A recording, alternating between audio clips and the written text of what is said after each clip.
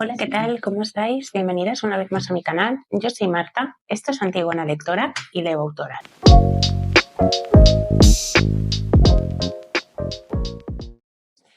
Bueno, como cada fin de mes siempre toca hacer recopilatorio de las lecturas leídas el mes anterior, así que hoy os traigo las lecturas que me han acompañado durante el mes de enero, que han sido muchísimas. O sea, creo que ha sido el mes en el que he leído eh, todo y además de géneros como muy distintos entre ellos, ¿no? Creo que ha sido el enero más poético en los últimos años. Ha sido un mes en el que he leído bastante, o sea, como muchísima poesía, más que, por ejemplo, el año anterior, que apenas leí nada y esto era algo que, bueno, pues que a mí me apetecía como retomar y por fin este mes he podido hacerlo. Así que bueno, voy a intentar no enrollarme mucho, como ya comenté en el vídeo anterior, el vídeo que hice de paralelismos entre la autora argentina Mariana Enríquez y la autora surcoreana Han Kang. Os lo dejaré enlazado por aquí arriba. Hay dos libros que he excluido de esta lista, que son Actos humanos de Han Kang y Cerca del corazón salvaje de Clarice Lispector, porque voy a intentar, bueno, a ver si me da la vida para grabarlo en estos días, hacer un vídeo especial única y exclusivamente hablando de estos libros que han sido como mis obsesiones literarias del mes de enero. Y como sé que me voy a enrollar y estoy intentando un poco como reducir el tiempo de los vídeos como para que sean un poco más llamativos, ¿no? Y menos tediosos a la hora de verlos, pues voy a intentar hacerlo así. La mayoría de libros los tengo aquí en físico, pero hay dos libritos que he sacado de la biblioteca y que, bueno, pues dejaré como siempre las portadas por aquí arriba. Ahora sí, vamos a empezar. El primer libro que yo leí en 2025 ha sido Los Kodokusha de Milena Flasar. Este librito está, perdona, Milena Michiko Flasar. Este librito está a cargo de la editorial Mapa y la traducción es de Virginia Maza. Bueno, este libro me lo envió la editorial eh, y la verdad es que me llamaba muchísimo la atención desde que me propusieron leerlo. Antes de empezar, voy a decir, como para contextualizar un poco algunas cositas que voy a ir mencionando a lo largo de este resumen que voy a hacer de este libro, y es que Kodokushi en japonés significa muerte solitaria. Y bueno, pues hay una noticia del año 2020, ¿no?, que mencionaba que a pesar de no haber cifras oficiales en el Instituto NLI, estimaba que cada año morían de esta forma, ¿no?, personas que mueren solos en sus domicilios, entre 8.000 y 26.000 personas en Japón. En el 2019, una encuesta del gabinete japonés reveló que al 50,7% de los mayores de 60 años que vivían solos les angustiaba la posibilidad de terminar así. Así que, bueno, podéis imaginaros un poco cuál sería el núcleo central, ¿no?, de esta historia. Que es esta problemática social que, bueno, pues que a lo largo de, o sea, a pesar de que hay registros, creo que desde 1970, en los últimos años ha sido algo que se ha acentuado y que se ha agravado, ¿no? Y Milena lo que utiliza es esta problemática social para el desarrollo de su historia, ¿no? Entonces nos encontramos con Susu, que es una protagonista un tanto peculiar. La verdad es que ha sido una protagonista que a mí me robó el corazón porque es muy tierna, tiene ciertas eh, carencias, ¿no?, en cuanto a las habilidades sociales para relacionarse con los demás, y eso hacía que hubiera momentos en los que me reía mucho con ella, ¿no?, por situaciones en las que se iba dando que ella misma no comprendía o no entendía muy bien y me generaba como ternura, ¿no?, como muchas ganas de abrazarla en muchos momentos, y a la vez me reía muchísimo con esas situaciones un poco cómicas, ¿no? Entonces, bueno, pues ella vive sola, se ha ido, o sea, deja como la casa familiar, que ella procedía como de un entorno rural, o así lo entendí yo en la novela, y se muda, bueno, pues a Japón, a un piso, ¿no? En el que vive pues ella sola. Y empieza, bueno, es como despedida de su anterior trabajo porque no es, como que no encaja, ¿no? En el perfil de la empresa por no tener determinadas habilidades, a pesar de ser una persona súper eficiente en su trabajo, pero bueno, pues al jefe no le acaba de cuadrar el perfil o la imagen que Soso proyecta, y ella encuentra trabajo como kodokusha. Y los kodokushas son las personas que se encargan de limpiar los domicilios una vez estas personas han muerto en soledad en sus viviendas, ¿no? Se encargan como pues de limpiar, recoger los objetos personales de los fallecidos. Y bueno, pues allí va a conocer a una serie de personajes en los que, o sea, compañeros de trabajo, en los que cada uno de ellos está como profundamente solo, ¿no? Son personas con una mochila emocional, al igual que todos, y a través de este trabajo y de esta problemática social, lo que hace la autora es plantear una serie de debates muy interesantes en cuanto a la importancia de las redes, ¿no?, comunitarias, a cómo cada vez más vivimos en sociedades individualistas que nos alejan un poco de esa colectividad, ¿no?, de esa cercanía con los demás. Habla, bueno, pues de la importancia de los vínculos, ¿no?, de la intimidad en esos vínculos, como también cada vez tenemos como más miedo a, a vincular con el otro, ¿no? Y buscamos como relaciones más vacías y superficiales para alejarnos de lo que realmente implica cuidar, ¿no?, y ser cuidados. Ha sido, o sea, es un libro muy luminoso porque también, o sea, aborda el duelo, aborda la muerte, ¿no? Como muchas temáticas existencialistas, que, bueno, es algo que a mí me gusta mucho, y lo hace con una ternura y con un cariño que, bueno, no sé, me conmovió mucho. De hecho, sigo pensando en Suso y, y en todo el aprendizaje, ¿no?, y como ese crecimiento que tiene la protagonista desde que la conocemos hasta el final, ¿no? Como también el trabajo de Kodokusha le cambia. Bueno, como es tradición en este canal mío, no hay un solo vídeo en el que pueda grabar bien, sin ningún problema de audio, sin ningún problema de absolutamente nada. Se han grabado solamente 8 minutos de vídeo, así que me toca volver a empezar. Disculpad esta interrupción. Os estaba comentando que, bueno, para finalizar con los Kodokusha, ha sido una lectura que he disfrutado mucho, una lectura muy luminosa y muy tierna que sin duda os recomiendo. Bien, el siguiente librito del que quiero hablaros es Los Sorrentinos de Virginia Giga, editado por Sigilo. Este también fue una colaboración con la editorial, y es que, bueno, pues cuando Vanessa me escribió diciéndome que si me interesaba leer este libro, pronunció las palabras mágicas y fueron Natalia Ginzburg, Historia familiar de las que se te queda clavada en el corazón, y libro favorito de la editorial. Esta es la segunda edición de este libro que han sacado ahora en el mes de enero.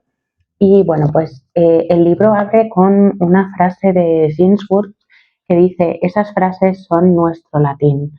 Y es del libro de Ginsburg de Léxico Familiar. A mí esto, bueno, me conquistó, y igual que me ha conquistado la familia Vespolini, que es una familia napolitana que emigran a Mar de Plata, se instauran allí y allí montan su negocio familiar, que es una trattoria italiana. Se especializan en una receta que es la de los sorrentinos. Además, bueno, pues es una pasta que es un ente en sí mismo, y así lo describen, como que tiene determinadas peculiaridades no solo físicas, sino también en cuanto al sabor. Hay como una especie de ritual a la hora de comerlo, ¿no?, como unas pautas muy indicadas, y si no eres capaz de apreciar esto y lo comparas con cualquier otra, como, bueno, pues esto sabe igual que cualquier otra pasta, no vas a ser bienvenido en la mesa de los Vespolini.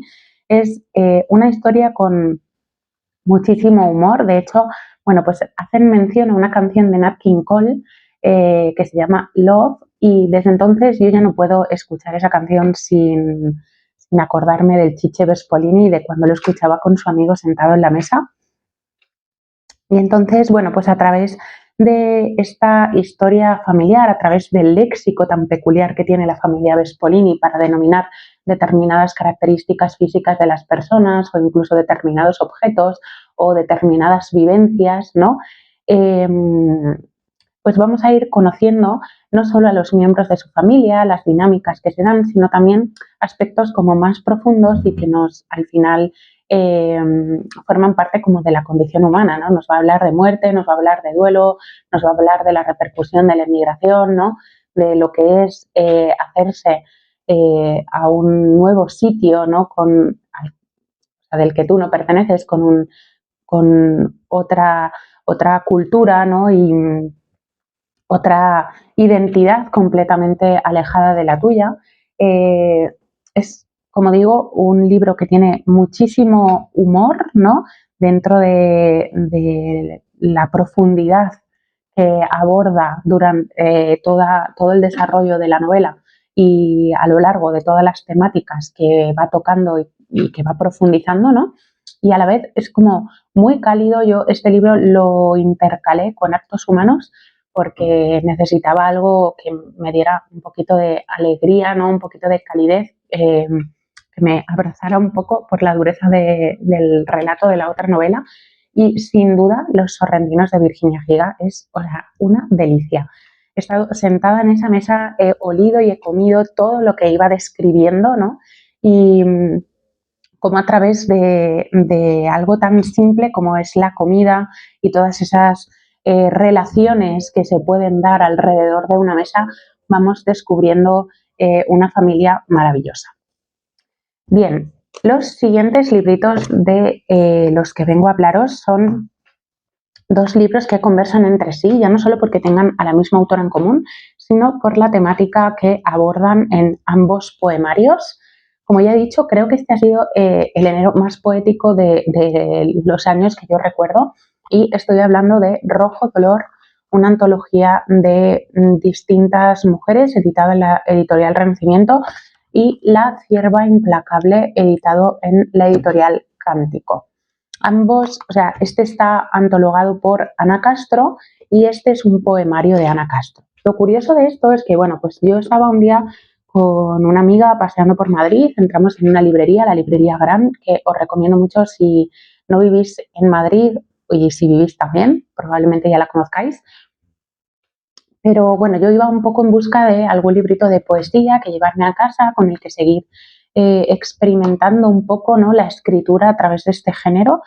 Y me llamó mucho la atención la portada de La Cierva Implacable y luego también, pues cuando leí un poquito por atrás, ¿no?, la sinopsis que hace la editorial Cántico de este poemario, que por cierto ha sido Premio Internacional de Poesía de la Ciudad de Córdoba Ricardo Molina. Creo que es el premio número 30. Pero bueno, pues encontré el libro, me llamó la atención y me lo llevé a casa. Y cuando llegué a casa me di cuenta de que la autora de este poemario era la misma que la autora que antologaba este libro que yo estaba leyendo, ¿no? Creo que, bueno, pues sobre todo lo interesante que hace con este libro Ana Castro, ella es una persona que sufre dolor crónico y un poco atravesada por ese dolor, ¿no?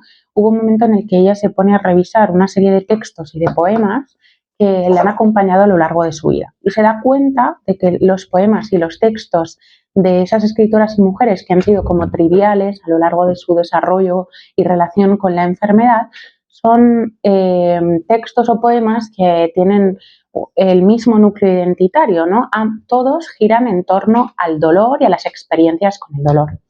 Entonces, creo que hay una intencionalidad por parte de la autora de como ordenar un poco todos estos textos de manera cronológica, ¿no? El primero creo que es desde 1800, os voy a decir exactamente, el primer poemario es de 1837, que inicia la antología Rosalía de Castro, y el último es del año 1985, ¿no? Entonces ella conforma una genealogía de textos alrededor del dolor, un poco como, pues si a mí esto me sirvió, que pueda servirle a otras personas, ¿no? Como para apoyarse y un poco como ser luz o vía de escape, ¿no? De los distintos dolores que nos atraviesan.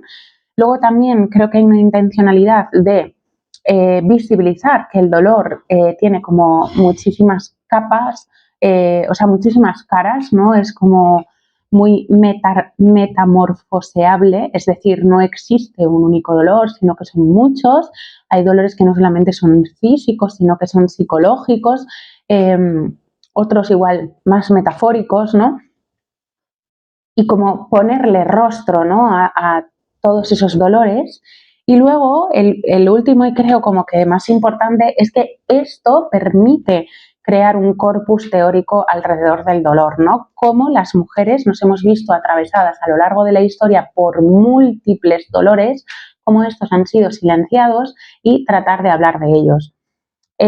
Sin romantizarlo, ¿no? O sea, el dolor al final es lo que es y la vida inevitablemente está atravesado por él, ¿no? Pero eso no quiere decir que lo romanticemos, pero sí que es importante como poder teorizarlo para identificar qué es aquello que nos atraviesa, ¿no? Y luego, en este poemario, pues ella habla directamente de esos dolores desde el proceso de enfermedad, ¿no? Cómo ese dolor le atraviesa, la pérdida también de un hijo, la no maternidad, la relación con su madre, una relación de violencia de género, ¿no? Muchos dolores que han atravesado a la autora a lo largo de su vida.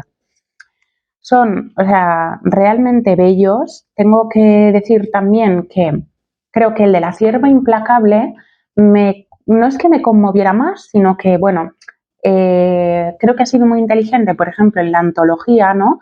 Determinar qué fechas incluir, desde dónde y hasta dónde, porque más adelante, o sea, más allá de 1985, creo que también, y esto es algo que vemos en la antología, ¿no? Cómo el dolor va cambiando y la percepción de ese dolor también, ¿no? Con lo cual, el dolor que Ana Castro plasma en su poemario La cierva implacable es más cercano o más contemporáneo, más afín al dolor que yo he podido experimentar, ¿no? O sea, igual el de Rosalía de Castro, pues es mucho más alejado. No quiere decir que no me conmueva o que no pueda entenderlo, sino que a nivel personal, pues existe como una identificación más cercana con el dolor, cuanto más cercano es a tu contexto histórico y cultural, ¿no? Entonces, bueno, en la antología de mujeres podemos encontrar mujeres de la talla de Rosalía de Castro, Carmen Conde, Francisca Aguirre, Ernestina Champurcín, Concha Méndez, Piedad Bonet, Chantal Mayar, Marta Agudo, Julieta Valero, o sea, poetas increíbles y maravillosas. Y algo que también destaco de esta antología es que, o sea, es sumamente equilibrada, cosa que muchas veces es difícil tanto en libros, o sea, antologías de relatos, cuentos, poemas, ¿no? Como que exista un equilibrio entre todos los poemas que la conforman y luego, pues, que permite un acercamiento a la poesía de una manera bastante amplia, ¿no? Porque te permite ver distintas formas de experimentar en torno a una temática y acerca de la forma de escribir. Y puedes ver qué conecta más contigo, ¿no? Qué autoras te gusta, o sea, te gustaría más profundizar o indagar en ellas, ¿no? Creo que es una buena forma como de igual introducirse en el mundo de la poesía. Muy recomendados ambos y, bueno, pues fascinadísima con, sobre todo, esta antología de la editorial Renacimiento. El siguiente librito que también leí en mi club de lectura con la antología de poemas de Rojo Dolor fue Los pálidos de Lucía Carballal, que está editado en La uña rota. Este es un librito de teatro, es súper corto, es una obra de teatro que tiene, pues no sé si llega a las 100 páginas, sí, 116. Y bueno, pues ha sido un libro que en un principio me sentí, o sea, como que sentí que me había gustado, ¿no? Y que abordaba temáticas que son muy interesantes y eso lo mantengo, pero es cierto que conforme ha ido pasando el mes he ido encontrando cosas que no acababan de cuadrarme mucho, ¿no? Yo era la primera vez que leía a Lucía Carballal, no soy una lectora de teatro. Tengo que destacar que es cierto que la forma en la que está escrito pues es bastante fácil, ¿no? Como de poder seguir la obra. Además, el hecho de que solo exista como un único escenario facilita, o por lo menos a mí me lo parece, que lectores que igual no están muy acostumbrados a leer este género les facilite como la lectura, ¿no? Porque igual si encontramos más escenografías, que esto me ha pasado a veces cuando he intentado leer teatro clásico, pues me he perdido un poco. Es como que me cuesta más ubicar, hay demasiados detalles y me desconecto un poquito. También otra de las cosas que me ocurrió al no estar acostumbrada a leer teatro es que yo esto intenté leerlo como una novela. Entonces fue como, no, esto no se puede leer así, tengo que intentar darle una vuelta. Y lo que hice fue ponerle distintas voces a los personajes como para ir eh, pues diferenciando unos de otros, ¿no? Incluso generarme esa representación teatral en mi cabeza. Creo que hubiese sido una obra que igual en teatro me hubiese llamado más al verla que al leerla, ¿no? Creo que esto también igual puede estar relacionado con pues, la falta de costumbre, ¿no? Al final como lectora. En esta obra de teatro lo que nos plantea Lucía Carballal es algo muy interesante y es que bueno, pues ella utiliza un escenario que es un equipo de guionistas de una serie de televisión que se llama Las Chicas del Voleibol, que bueno, pues ese equipo de guionistas tiene como dijéramos jefe, cabecilla del equipo a Jacobo, que es un señor súper estereotipado en su masculinidad y ha decidido darle un final a la serie con la que los espectadores no están de acuerdo. De hecho, se han sentido como decepcionados y a partir de ahí y de cómo resolver ese final de serie, se empiezan como a desarrollar una serie de cuestiones y a poner encima de la mesa, ¿no? Como es, por ejemplo, pues quién escribe la ficción, desde dónde la escribe, ¿no? Y con qué intención la escribe. Podemos ver cómo, pues, la ficción, en realidad creo que todas las herramientas culturales de las que se disponen, tanto cinematográficamente como a través de la pintura, o sea, del arte, la literatura, ¿no? Sirven como generadores de pensamiento, ¿no? Y cómo se perpetúan determinadas cosas y determinados roles sociales a través de ese contenido, ¿no?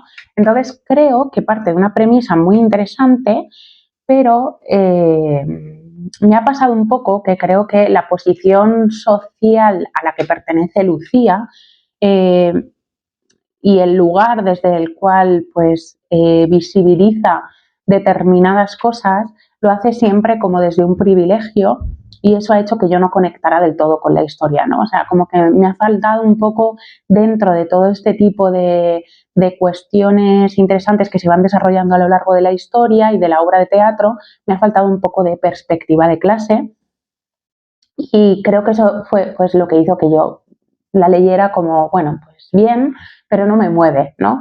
Igual si hubiese tenido esa perspectiva de clase y no desde un lugar tan estereotipado como el que plasma Lucía en una de sus protagonistas, a mí me hubiese interesado más. Aún así, pues creo que le daré otra oportunidad porque, bueno, tengo otra obra de teatro de Lucía en casa, las últimas me han hablado muy bien de ella y hay personas cercanas a mi entorno que han leído a Lucía y les ha gustado, ¿no? Incluso hubo una compañera del club de lectura que dijo que ella había leído a Lucía y cuando leyó esto fue como, ¿qué te ha pasado aquí, no? O sea, ¿esto por qué? Así que, bueno, ya os contaré si me decido a leerla de nuevo. Bien, el siguiente librito del que vengo a hablaros es Victoire, la madre de mi madre, de Marise Condé, editado por la editorial Impedimenta y traducido por Marta Asunción Alonso. Este librito también fue una colaboración, de hecho esto me lo envió la editorial antes de que saliera a la venta y tuve la posibilidad de, bueno, pues de leerlo antes de que estuviera disponible en librerías. Yo a Marise Condé la había leído con Tituba, la bruja negra de Salem, y me gustó muchísimo. O sea, me gustó mucho cómo rescata un personaje, ¿no?, que pues es absolutamente desconocido para muchas personas y nos cuenta el otro lado de la historia, ¿no? Desde, o sea, creo que eso es algo interesante cuando lees otras voces que no pertenecen pues a las voces blancas europeas, ¿no? Y creo que Marise lo hace muy bien porque rescata historias que son más o menos comunes, como pues, los casos de brujería de Salem, pero lo posiciona desde un lugar que desconocemos, ¿no? Que es la otredad, y en este caso de las mujeres negras. Entonces, en este libro, ella lo que hace, bueno, Victoire Elodie Kidal fue su abuela, una abuela a la que ella no conoce, y yo creo que ella se pasa como parte de su vida como escritora, un poco con ese come-come de como si su abuela le hablara un poco, ¿no? En el sentido de ¿por qué no escribes sobre mí, ¿no? ¿Por qué no indagas sobre lo realmente importante que es el viaje interior, ¿no? O sea, como al final mi vida repercutió en la vida de tu madre y a su vez ha repercutido en la tuya, ¿no? Como la relación que tú tienes con el mundo está condicionada por quién fui yo. Lo interesante de esto es que no solamente hace como o sea, como no rescata únicamente la historia de su abuela y nos habla aquí como de la genealogía familiar de la familia Condé, sino que eh, lo interesante es que podemos ver, ¿no?, de forma muy clara o sea, ese final del siglo XIX y principios del siglo XX, ¿no?, cómo la vida de las mujeres de las Antillas se vio condicionada por el colonialismo y cómo ese colonialismo, esa herencia, o sea, ese trauma generacional derivado de las consecuencias del mismo se heredó de una generación a otra, ¿no? Como al final la vida de Victoire fue los cimientos sobre los que se construyeron la vida de las generaciones que vinieron detrás, ¿no?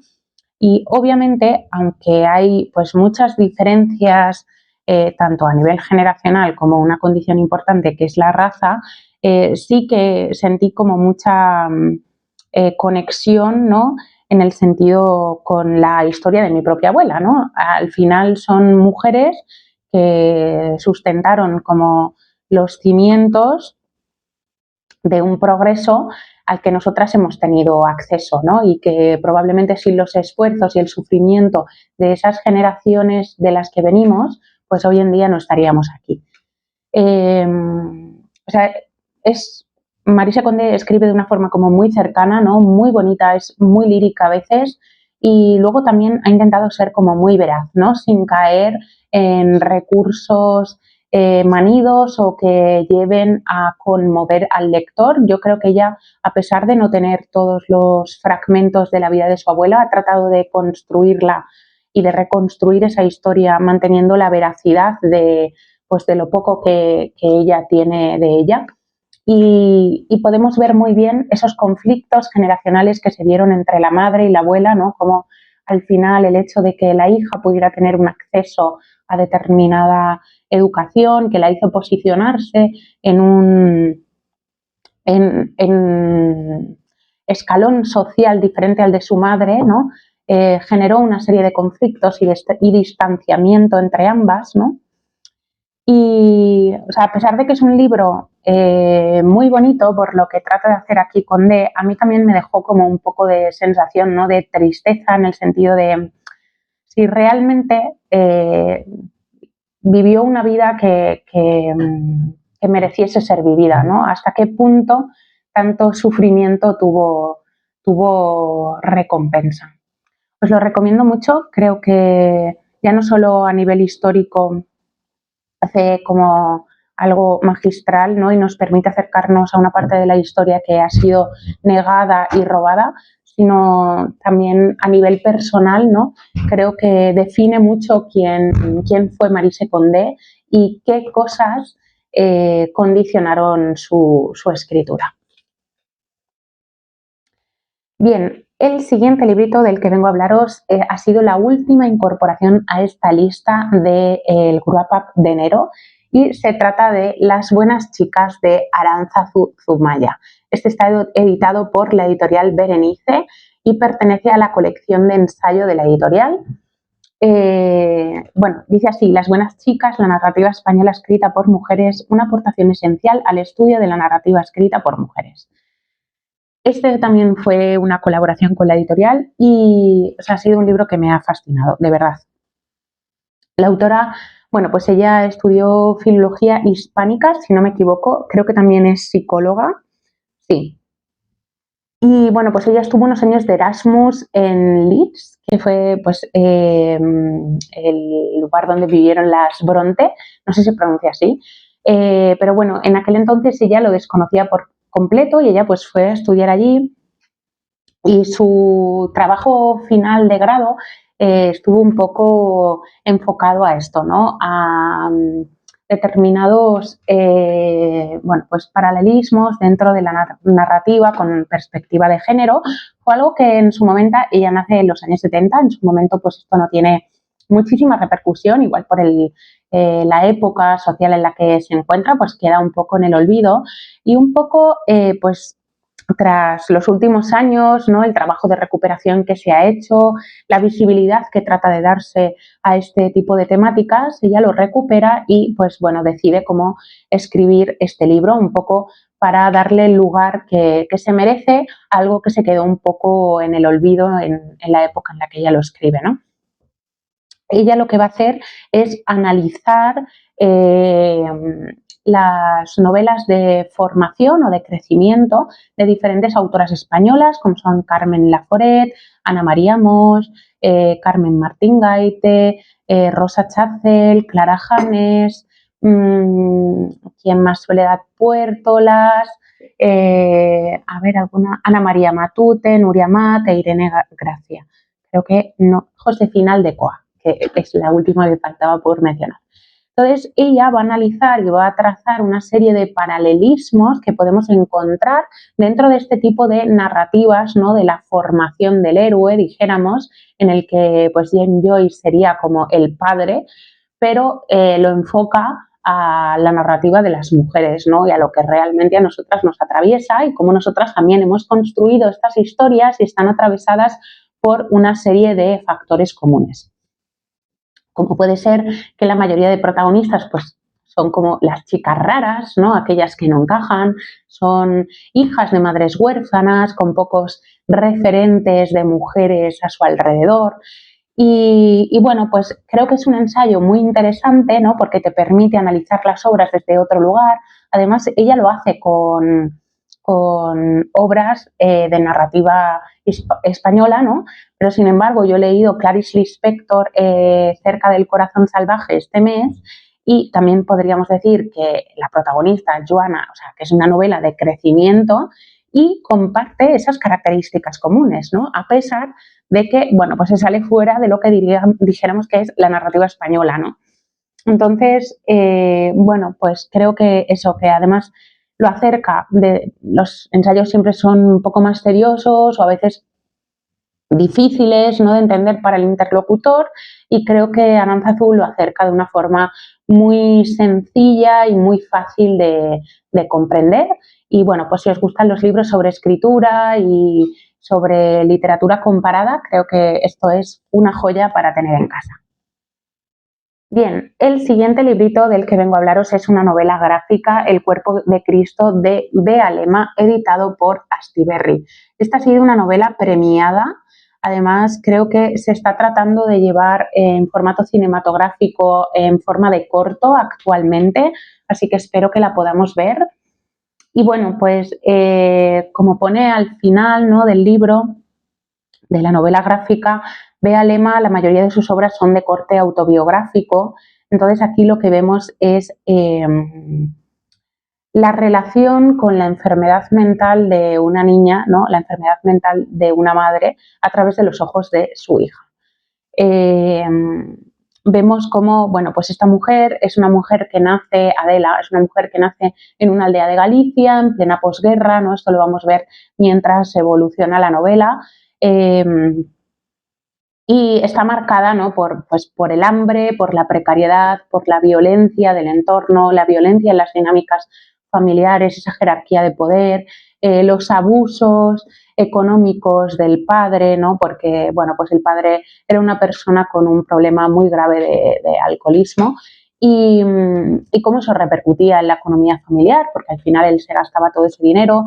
Creo, o también yo intuí que se produjeron una serie de abusos ya no solo físicos, sino también sexuales a la protagonista, y en un momento de su vida, ¿no?, ella, bueno, pues emigró a Suiza, creo recordar, no estoy segura, como para labrarse un futuro mejor, y cuando deciden volver a España, que ella, pues bueno, no sé si estaba embarazada o ya había dado a luz y su hijo era muy pequeño, pues deciden como volver, ¿no?, pues, a su país de origen, y es ahí cuando se desata la enfermedad mental. Entonces vamos a ir viendo cómo la hija vive todo esto, ¿no?, cómo se relaciona la madre a través de la enfermedad mental, cómo lo asocia muchas veces o se asocia socialmente a una serie de leyendas o de ritos, ¿no?, como también se asocia o se asociaba algo religioso, ¿no?, algo maligno, como que había sido poseída. O sea, podemos ver cómo se trataba la locura, ¿no?, de qué manera se asociaba la locura de las mujeres, ¿no?, y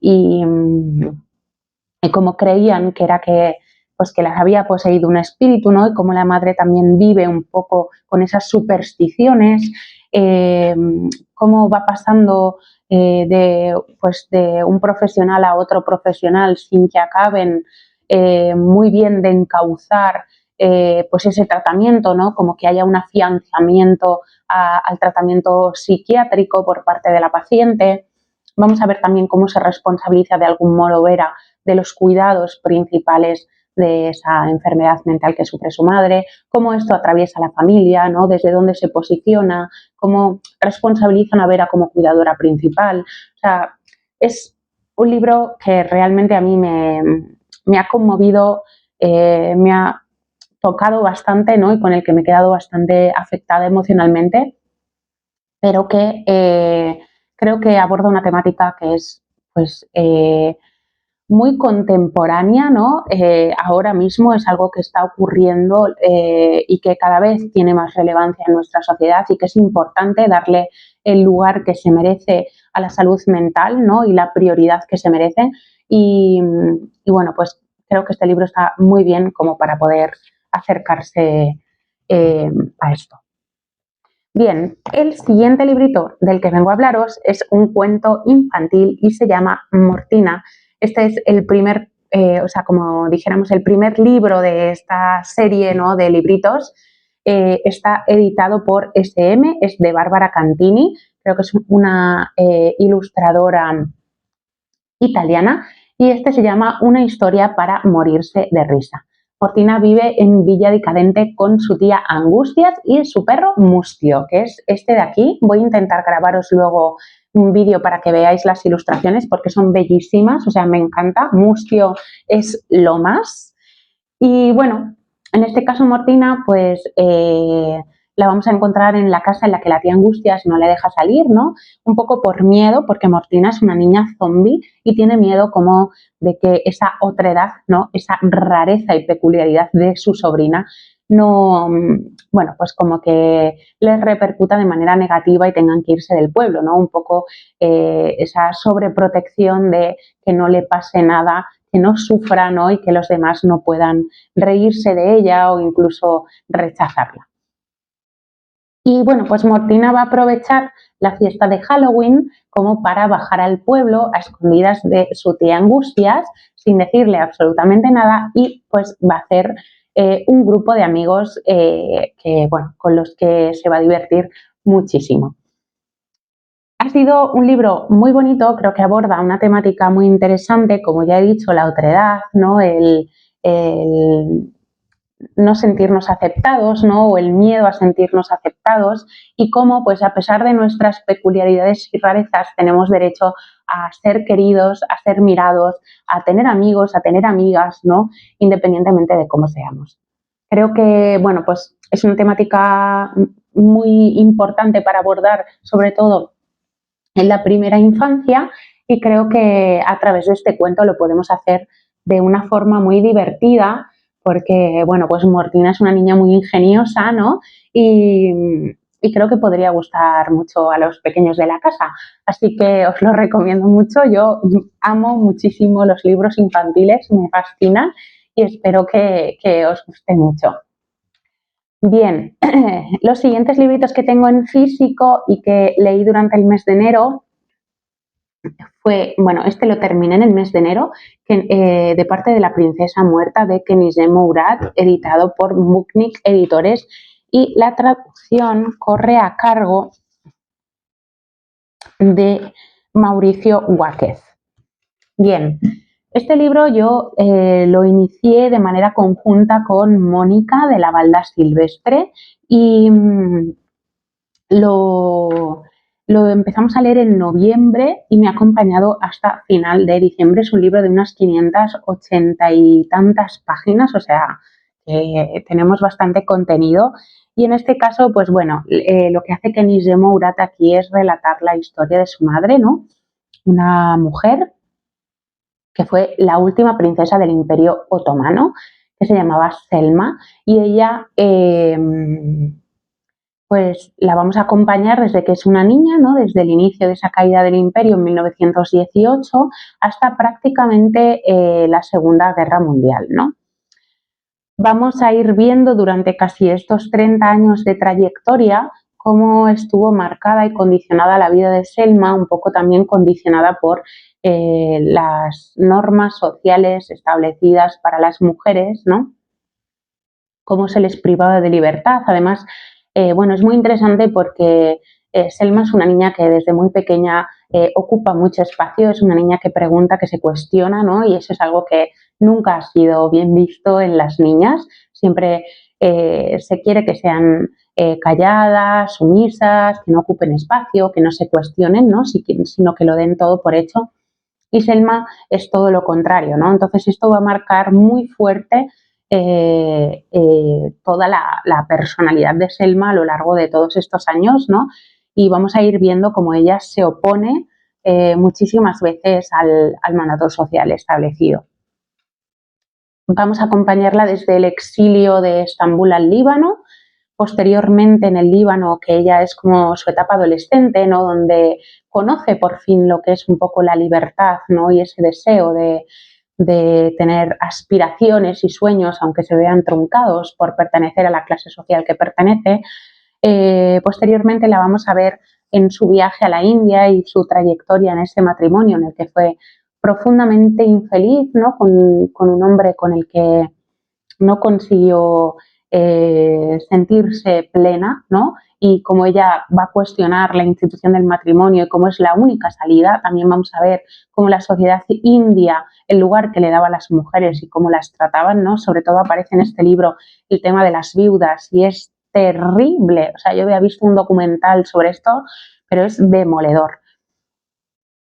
Ella se casa, ¿no? Con un príncipe indio y por eso viaja del Líbano a la India y finalmente pues pasa sus últimos años de su vida en París y bueno, pues vamos a conocer las condiciones sociales y precarias en las que acaba viviendo los últimos días de su vida. Ha sido un libro que me ha gustado muchísimo, también porque me ha acompañado durante muchos meses y bueno, pues es que yo he vivido con Selma completamente todo, ¿no? Sus primeras decepciones amorosas, sus decepciones con la vida, con la sociedad, ¿no? Sus ansias de libertad, cómo se han visto coartadas, todo el sufrimiento, ¿no? Incluso, bueno, pues violencia sexual que ha sufrido a raíz de ese matrimonio. O sea, pues lo he vivido mucho porque me ha acompañado durante muchos meses. Creo que Kenizé Mourad hace algo muy inteligente en este libro y es que no solamente conocemos la historia de Selma, sino que nos permite conocer distintos contextos históricos desde distintas perspectivas y a lo largo de 30 años, ¿no? Entonces, es un libro con el que aprenderemos muchísimo y bueno, pues lo recomiendo mucho. El siguiente librito es Las ataduras de Carmen Martín Gaite. Este lo estamos leyendo en el reto Martín Gaite, el reto lector de 2025 que yo me propuse. Os dejaré abajo enlazado en la cajita de descripción todos los enlaces a mis clubs de lectura, el podcast que tengo con Sadie de literature.com, mi Instagram, bueno, Goodreads, todos los enlaces donde podéis encontrarme por si os interesa. Comentaros también que, bueno, pues a partir del mes de febrero que tengo con Sadie vamos a estar leyendo Canción Dulce de Leila Slimani. Por si alguna le apetece participar, pues seréis bienvenidas. Bien, esto que ha hecho Siruela aquí me parece algo interesantísimo y es que, bueno, pues ha escogido 7 relatos de Martín Gaite en los que los 7 tenían una temática central similar, que son como esas ataduras, ¿no?, que tenemos un poco mayoritariamente por una imposición sociocultural, pero también muchas veces como nosotros mismos nos acabamos encadenando, ¿no?, y atando a unas determinadas, pues bueno, personas, formas de relacionarnos, patrones, ¿no?, y nos hacen profundamente infelices. Creo que los relatos que más me han gustado son 7. Tiene un prólogo de Ana María Moix, que no lo he dicho, pero para mí los que más destaco serían Las ataduras, Un alto en el camino y La mujer de cera. Tanto Las ataduras como Un alto en el camino tienen en común que son protagonistas mujeres y que, bueno, pues podemos ver muy bien cuáles son esas ataduras socioculturales que las han marcado y que han determinado su vida, ¿no? Y la de La mujer de cera, pues habla sobre el miedo a la soledad. Y es como, al igual que con el libro de los Kodokusha, ¿no?, creo que es la enfermedad del siglo XXI. Cada vez tenemos relaciones más vacías y más solas, en las que tenemos menos intimidad en nuestros vínculos. Y es una temática que a mí me fascina, me apasiona, entonces, pues bueno, no podía no faltar. En estos relatos, Carmen Martín Gaite va a abordar muchas temáticas de corte existencialista, ¿no? Pues, como digo, la soledad, el miedo a la muerte, las condiciones en las que vivían las mujeres, ¿no?, como el matrimonio, las relaciones amorosas eran las únicas salidas, ese condicionamiento a ser las cuidadoras principales cuando no se tienen hijos, ¿no? O sea, muchas cosas bueno, pues que en algún momento todas nos podemos ver atravesadas por ellas. Y me ha recordado un poco a la Nouvelle del Balneario, que fue premiada con el premio Café Gijón. Y no sé, me han gustado mucho porque todos tienen como una atmósfera muy asfixiante, un poco oscura, ¿no? Y bueno, pues Carmen, o sea, ya sabéis, es una de mis autoras favoritas, pero creo que en versión cuentista es increíble.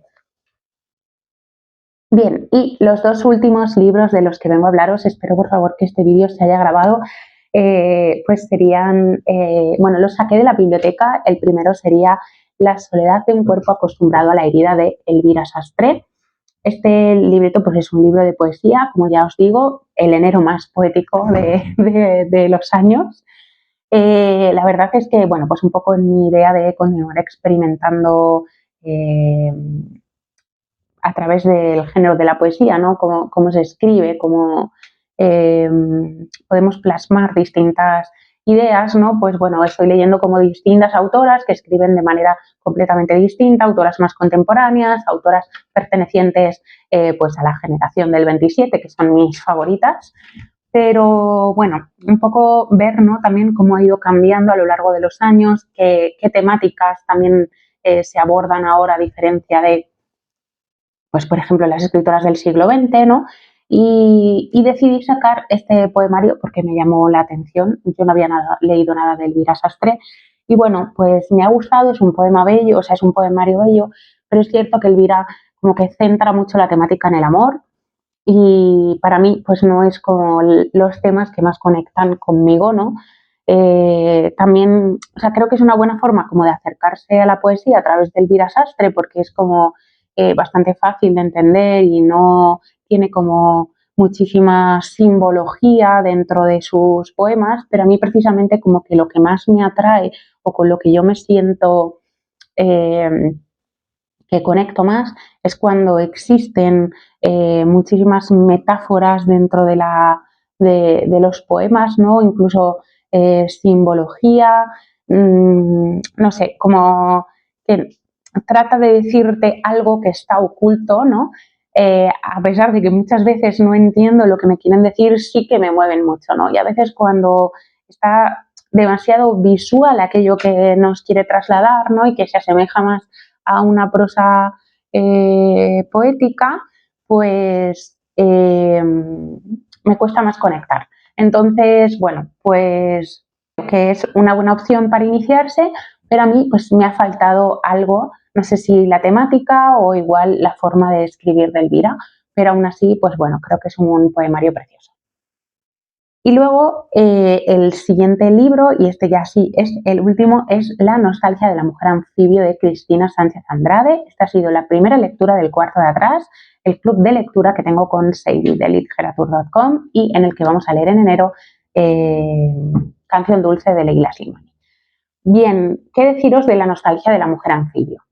Pues ha sido un libro que me ha gustado por muchísimas razones. Creo que una de las principales es porque está ambientado en Galicia. Yo ya lo he comentado, pero tanto en el vídeo que hice especial de Jarroa como la entrevista que le hice a Andrea Sánchez Andrade, a Andrea Fernández Plata, claro, el contexto, o sea, la ambientación en la que se desarrollan estas novelas, pues me apelan personalmente porque yo pues he veraneado en Galicia. Entonces es un lugar que tiene como, bueno, mucha importancia dentro de lo que serían mis recuerdos, ¿no? Y mi vivencia personal. Y aparte, pues claro, hay gran parte como de las expresiones, de la cotidianidad en estas historias que conectan muy directamente conmigo porque las he visto, ¿no? Entonces es como muy visuales, entro muy fácil en estas historias porque sé de lo que me están hablando de una manera muy cercana, ¿no? Como que me mueve mucho la tripa. Entonces, bueno, y en esta historia, bueno, pues vamos a conocer a Lucha Amor-Odio, que es la protagonista de nuestra historia. Algo que quiero destacar de Sánchez Andrade es que utiliza personajes estrambóticos, ¿no? Que serían como raros o las raras, ¿no? En otras novelas para darles pues el personaje principal y desarrollar la novela a través de ellos, ¿no? Esto es algo que me parece interesante porque, bueno, creo que visibiliza la otredad, la que muchas veces queda como un poco en los márgenes, ¿no? Y creo que es interesante recuperarlos de esos márgenes para ponerlos en el centro y darles voz. Bueno, pues Lucha es una mujer que vive en la isla de Sálvora y allí se produjo un naufragio en 1921. Esto es real, es un contexto histórico que se produjo en Galicia y fueron las mujeres, ¿no? De aquella isla las que se echan al mar para salvar a las personas bueno, pues que se ven eh, acontecidas, ¿no? Por este naufragio. En esta situación, pues bueno, Lucha se va a casar, justo ha salido como a dar un paseo vestida de novia, se encuentra con uno de los náufragos, que es el inglés, y ella va a tener, bueno, pues un encuentro muy íntimo justo antes de casarse. Él le promete que volverá en algún momento a la isla y que volverá a buscarla, ¿no? La llama su mujer anfibio. Esto me ha parecido muy bonito porque, bueno, creo que el título hace mucha justicia a lo que trata de hacer Cristina Sánchez Andrade, ¿no? Ella trata de hablarnos de la nostalgia, ¿no? Del peso que cobra en nuestras vidas, de algún modo, como esas vidas que pudieron ser y que no fueron, ¿no? Un poco condicionadas por el momento en el que se desarrollan. Y también alusión a lo de anfibio, por esa referencia, ¿no? O sea, ella creo que trata de construir como una especie de homenaje a lo largo de toda la novela a esas mujeres, ¿no?, gallegas que vivían un poco entre la tierra y el mar, que, bueno, pues se vieron un poco atravesadas por las circunstancias de tener que hacerse cargo ellas, ¿no?, como cuidadoras principales de sus familias, ya que, bueno, pues sus maridos vivían prácticamente en el mar, ¿no?, y eran pues figuras ausentes en sus hogares. Entonces, bueno, pues ella como que se pasa el resto de su vida pensando, ¿no?, en el inglés, en qué habrá sido de él, si en algún momento regresará a la isla, ¿no?, y siempre como en el recuerdo de lo que pudo haber sido. A lo largo de la novela pues se van a dar distintos sucesos. Lucha es madre, ¿no? Su hija acaba siendo madre también y ella va a quedar a cargo de la nieta, ¿no? Entonces nos habla un poco del trauma generacional que se hereda pues de madres a hijas, ¿no? Como la historia se repite una y otra vez hasta que llega un poco la nieta y tiene la posibilidad, ¿no? Y bueno, acceso a unas determinadas cosas que su abuela no tuvo, ¿no? Como por ejemplo la educación. Va a haber una relación como muy bonita entre Lucha y su nieta, ¿no? Una relación ahí también un poco, no sé, como compleja, ¿no? Que hace un poco referencia a ese apellido de Lucha, amor-odio, que creo que es algo que identifica muy bien a la protagonista y a las emociones en las que se mueve a lo largo de toda su vida. También habla mucho del deseo, ¿no? Y lo hace a través de la cabellera de Lucha, como es un símbolo que además el marido quiere como constantemente cortar, ¿no? Como cortar esa libertad, ese deseo que la caracteriza, ese lado más salvaje, ¿no? Hay un episodio que hace, bueno, alusión un poco a Sánchez Andrade, que es la pérdida del espacio público por parte de las mujeres a través bueno, pues, la llegada de las lavadoras a casa, ¿no? La pérdida de los lavaderos, que eran espacios de reunión de las mujeres donde, bueno, pues ponían un poco en común su cotidianidad, ¿no? Y podían verse reflejadas las unas en las otras, ¿no? Y esto, bueno, hablé de esto en un carrusel que hice en mi Instagram. Os dejaré abajo el enlace por si hay alguna persona que le interese saber un poquito más de este tema, sobre las huelgas de las lavanderas y lo que supuso para aquellas mujeres la pérdida del espacio público. Y, bueno, pues también hace un poco alusión al momento de la dictadura, ¿no? A esa doble moralidad a través del personaje de Jesusa, que es una protagonista secundaria que en la segunda parte del libro cobra también como muchísima relevancia, ¿no? A la pérdida de la memoria, un poco en referencia también a los años de dictadura, ¿no? Y al borrado histórico que se trató de hacer bueno, pues con la memoria histórica republicana, ¿no? Creo que es, o sea, de verdad un libro bellísimo, que además hay como muchísima magia, ¿no? Muchísima tradición cultural y oral en toda la novela. Hay también hay también como muchísimo simbolismo, se mueve un poco entre el realismo mágico, ¿no? Y creo que es una novela como muy sensorial, o sea, hueles perfectamente todo lo que te está describiendo, ¿no? Y además el olfato tiene como un papel bastante importante dentro del desarrollo, sobre todo de la primera parte de la novela, ¿no? Si tuviera que destacar algo que no me ha gustado, es que ella centra mucho, o sea, como que reduce la vida de Lucha a las relaciones amorosas que tiene, ¿no? A, bueno, un matrimonio con el que ella no quiere estar y que yo creo que le ha hecho infeliz, y luego pues la relación con el náufrago, ¿no? Que pudo ser pero nunca fue. Y me hubiera gustado que lo enfocara más hacia la pérdida de libertad de las mujeres, más que centralizarlo todo en un discurso que, bueno, pues que creo que es un poco lo mismo de siempre, probablemente con la intención de visibilizar cuál era la situación de las mujeres, pero que a mí ahí me coge un poco.